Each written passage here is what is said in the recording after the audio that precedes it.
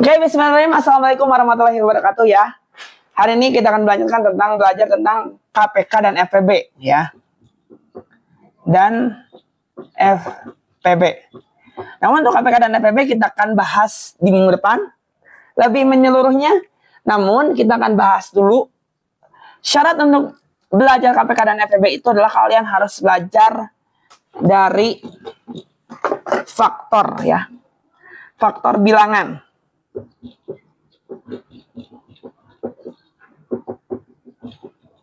Nah, apa sih itu faktor bilangan? Faktor bilangan itu adalah suatu bilangan, ya. Bilangan-bilangan tertentu yang dapat yang dapat membagi habis suatu bilangan. Misalkan, faktor 12 dari 12. Bilangan berapa saja yang bisa membagi 12? Ada berapa? Ada 1. 1 bisa dibagi 12, bisa nggak? Bisa membagi 12 nggak? Bisa, boleh. 2 bisa nggak? Apakah bilangan 2 bisa membagi 12? Bisa? Bisa. Lalu 3. Apakah bisa membagi 12? Bisa. 4. Bisa gak membagi 12? Bisa. 6. Bisa gak membagi 12? 2. Bisa. Ya. Nah. 7 bisa gak kalau 7? Membagi 12 bisa 7 gak? Sebelum keempat. Kelima dulu deh. 5 apakah bisa membagi 12? Tidak. 6 tadi sudah ya. 6 bisa kan? Nah kalau 7. Bisa nggak membagi 12? Nggak bisa. Kalau 8, bisa nggak? Nggak bisa, ya. 9, bisa membagi 12? Tidak bisa. 10, bisa nggak? Nggak. Kalau 11, bisa nggak 11? Nggak bisa, ya. Nah, kalau 12, bisa nggak? Bisa. Udah deh. Sampai bilangan itu sendiri, ya. 13 bisa nggak? Nggak bisa kan? Nggak bisa. Nah, apakah bilangan negatif bisa? Bisa. Kalau misalnya -1 bisa nggak membagi 12? Bisa, ya. -2 bisa nggak? Bisa. -3 bisa nggak? Bisa. -4 bisa. Di sini 5 bisa nggak? Dijelas di sini juga nggak bisa. Itu terus saja. Ini 6 -12. Kalau misalnya ditanya faktor negatifnya dari negatif, tinggal tulis saja yang ini. Ubah jadi negatif. Simple. Ya.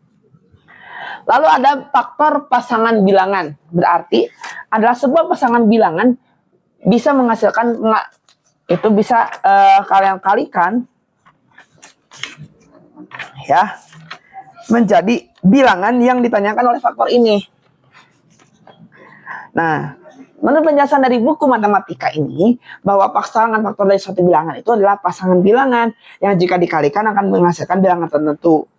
Pasangan faktor tidak hanya bilangan positif, bisa merupakan bilangan negatif. Contoh tadi, ya. Berarti pasangannya gini. Tadi ya, bilangan 1 bisa gak? Dibagi 12 bisa dibagi 1 gak? Bisa. Ya, tulis. Hasilnya berapa? 12 bagi 1? 12. Nah. 2. Apakah 12 bisa dibagi 2? Bisa. Tulis. 2. Hasilnya berapa 12 bagi 2? 6. Apakah 12 bisa dibagi 3?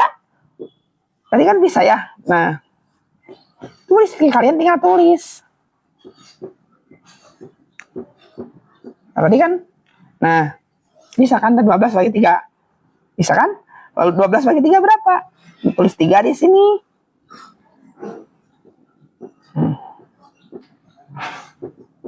Nah. 1, 2, 3, 4, 5, 6. 1, 2, 3, 4, 5, 6,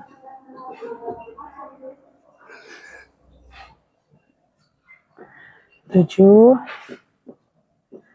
8, 9, 10, 11, 12. Nah, kita tulis ininya tadi faktornya di sebelah sini 4, 6, 12. Itu 2, 3, 4, 6, 12. Ini udah. Hapus. Min 1, min 2, min 3, min 4, min 6, min 12. Nah, 3 bagi 12 berapa? 4. 4 bagi 12, 3. 6 bagi 12, 2. 12 bagi 12, 1. Kalian tinggal tulis aja ini min 12, min 6, min 4, min 3, min 2, min 1. Mudah ini. Ya. Gitu ya. Lalu ada namanya faktorisasi prima.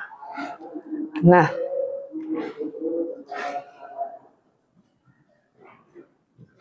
faktorisasi prima itu adalah bentuk penulisan suatu bilangan sebagai perkalian dari faktor yang merupakan bilangan prima. Nah, apa sih itu bilangan prima? Bilangan prima itu adalah suatu bilangan yang jika dibaginya itu habis oleh bilangan itu sendiri dan tidak bisa dibagikan oleh bilangan yang lain. Nah, bilangan prima itu terdiri berbagai, ada beberapa. Ya. 1, 2, nah 3 masih bisa dibagi oleh bilangan lain? Ya bisa. Oleh 3 itu sendiri. 4 apakah masuk bilangan prima? Apa masih bisa dibagikan? Masih bisa. Berarti bukan 4. Terus kalau 5 masih bisa dibagi gak? Jadi bilangan buat yang utuh? Gak bisa. 6 masuk gak? Masih bisa dibagi gak? Masih bisa. 7 bisa dibagi bilangan bulat? Bisa dibagi gak dengan bilangan bulat yang lain? Tidak bisa. Terus ada dan lain sebagainya. Ini yang biasa digunakan kaman itu 25, 7. Masih banyak. Ada 11, ada 13, ada 17, ada 19, 23,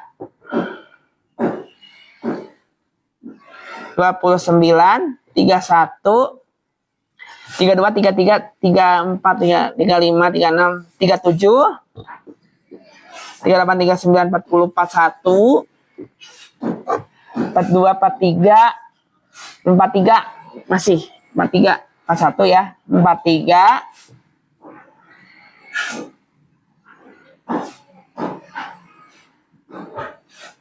44, 45, 46, 47,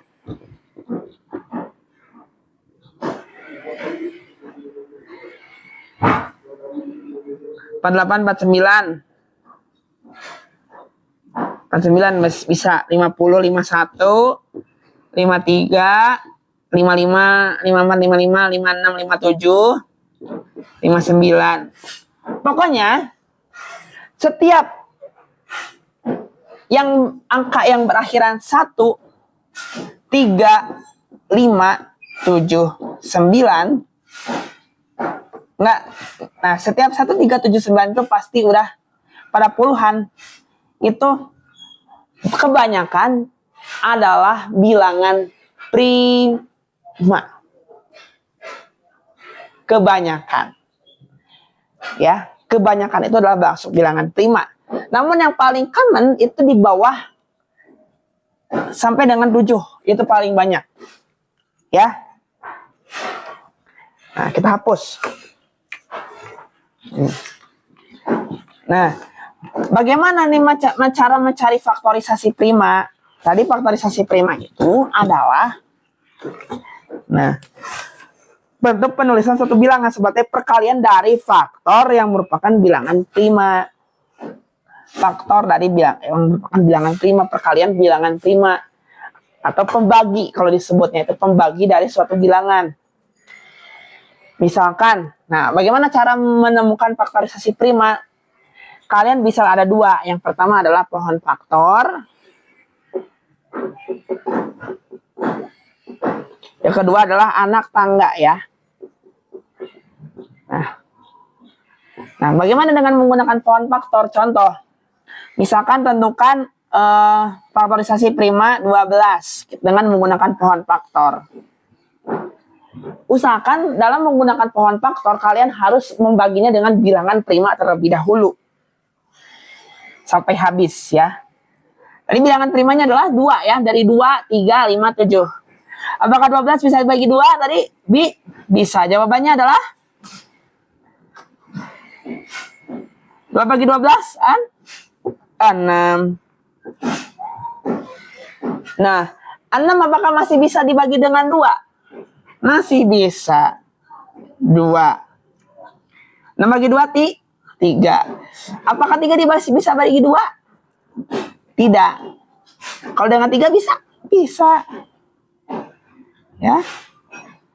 3 sama dengan 1. Step kedua, setelah ini, nah, ini adalah faktorisasi prima. Kalikan setiap pembagi ini. Set, dari sini ke sini. Kalikan. Berarti faktorisasi prima dari 12, 2 kali 2 kali 3. Gitu.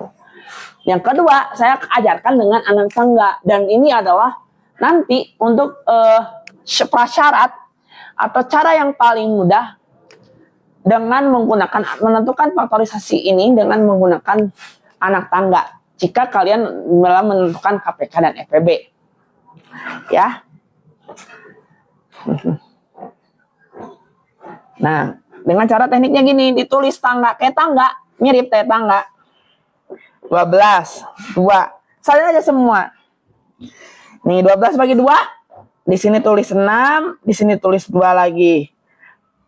3. Nah. Gini. 12 bagi 2, 6. Nah, bagi 2 lagi di sini. Nah, ini pembaginya, pengalinya. Nah, ini kalikan. 2 kali 2, 4 kali 3, 12. Gitu. Nah, ini cara anak tangga. Ya. Sekian. Terima kasih and bye-bye.